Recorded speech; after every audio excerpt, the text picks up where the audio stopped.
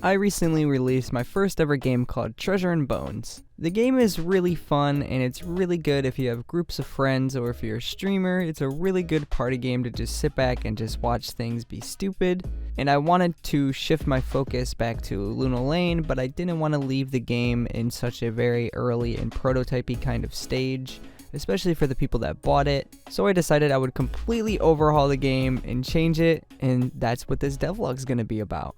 Before I start this devlog, I have a few announcements. The first announcement is that I said I was going to do a Treasure and Bones giveaway live stream. That live stream is still going to be happening. I was just waiting for the 2.0 update so you guys can really get the best version of the game and the most fun version of the game. I'm going to be announcing that on my community tab, and I will also be premiering it. So look out for the post on my community tab. Also, if you're not subscribed, subscribe so you can get the community posts so you can see what kind of stuff I'm up to and you can interact with me. I post stuff almost every day. But I will also be doing a premiere when I figure out the date that I want to do it. I'm going to give away a lot of copies and it's going to be tournament style live stream. It'll be really fun and I hope to see you there. The next thing that I want to say is if you have Treasure and Bones and you want to update, all you have to do is go to the itch page and download the 2.0 update. And your save file should just work right out of the box with the 2.0 update.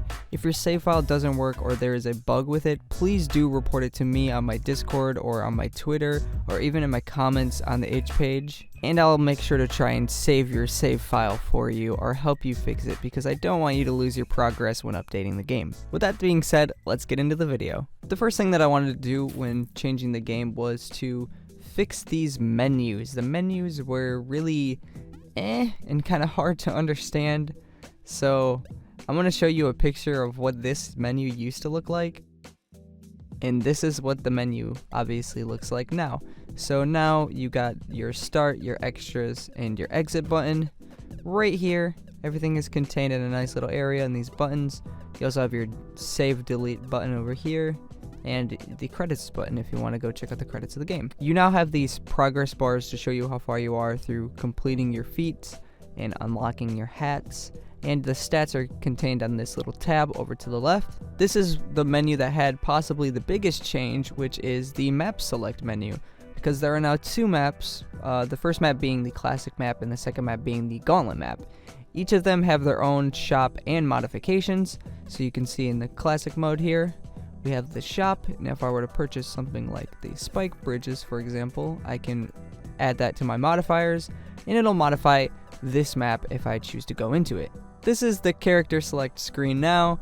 You can still change your name if I wanted to name this person Jim, or you can click the random button, which has a bunch of new names added to it, and you can customize your skeleton with these three buttons, that being the colors, the hats, and you can also give your skeleton a ticket. If you're into the game, you probably are saying, color, what do you mean color? That's right, I added colors to the game. You now can have a bunch of different colors that you can change your skeleton, so just an added layer of customization for your skeletons. And there's some pretty cool ones. There's 2 packs that you can unlock on the classic map, and this 3rd pack you can unlock on the Gauntlet Island map, which is the main focus of the Gauntlet Island, but we'll get into that a little bit later. As a sneak peek for that, these shiny colors are actually custom skins, so you can see that it comes with its own separate animations of it being shiny, and it also actually looks like metal, which is pretty cool. In the game, I also have changed the UI on the bottom to be a little bit easier and nicer to look at. You can also see that there's a weird rectangle right there. What that rectangle actually is I added a kill feed. A lot of you guys were saying, I don't know how my skeleton died, I don't know where it went, I don't know what happened to it. So now there's a little kill feed that when they get killed, or if anything major happens to them, you can see it on that screen. So you can see 2 of them were bonked by falling rocks. There's some pretty funny things that you can see that it says. And if you look on the bottom, you can actually see that Bernie here has an item. I added a little icon that appears next to their name to show if they have an item in their inventory. That's really helpful for tracking whether or not they have keys, and that is what that item does. And this is the last menu, the results screen. I decided to make it all look a little bit better. You can see their names and how much money they got, and you can also see who is the winner a lot more clearly. You can also see that I've changed a lot of other things. For example, I changed the way all of the treasure looks, and obviously I've added these amazing backgrounds. They look pretty cool. I really like it. It adds a ton to the game. I also changed the sprites of lots of objects. For example, I now have these coins instead of gold bars.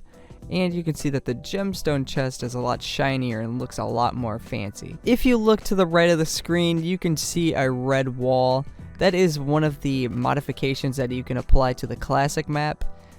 If you've played the game and you've bought that wall, it was a little bit lackluster what was on the other side, and rest assured I've added a bunch of new things in there, so it's a lot more beneficial to go in there, and there's a lot of items associated with that area. Coming back to this area, you probably noticed there's a new hat.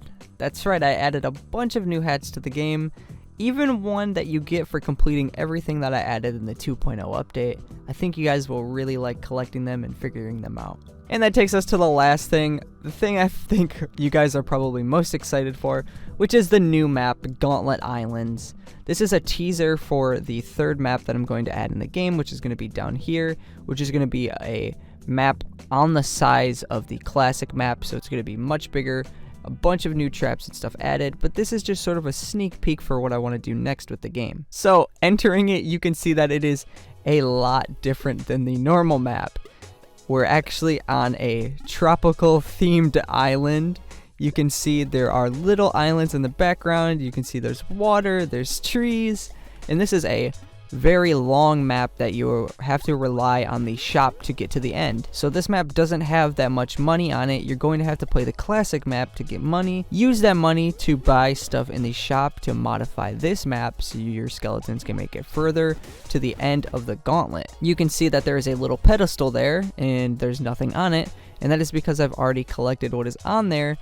There's actually pedestals scattered across the Gauntlet Islands that have the different colored shiny heads, that being bronze, silver, gold, and gemstone. So those are the main things that you're going to want to unlock when you come to the Gauntlet Islands. But it's also a different map for you to interact with and just have fun with. All of the different colors and hats and all the other special stuff are in the game, and you're going to have to find it yourself. Check the link in the description for the game. The game costs $1. And it's really fun if you play with friends. It's also fun if you play it by yourself. But it's $1, it's good fun, and the money goes to me. There's also the option to donate more than $1, and that would be very helpful for me as you may know, I do not have a job. Game dev is my job, and that helps me to be able to keep game dev as my job. So there is my overview of the 2.0 update. I hope you guys really enjoy it. Keep a lookout for the post on the community tab about the upcoming live stream, and I think you guys can smash 150 likes. We're getting around 100 likes in a week. I think you guys can smash 150. If you guys can do that, that would be actually amazing. That would make me so happy. Obviously, check the link in the description to purchase the game, but thank you guys so much for watching. I'll see you in the next devlog.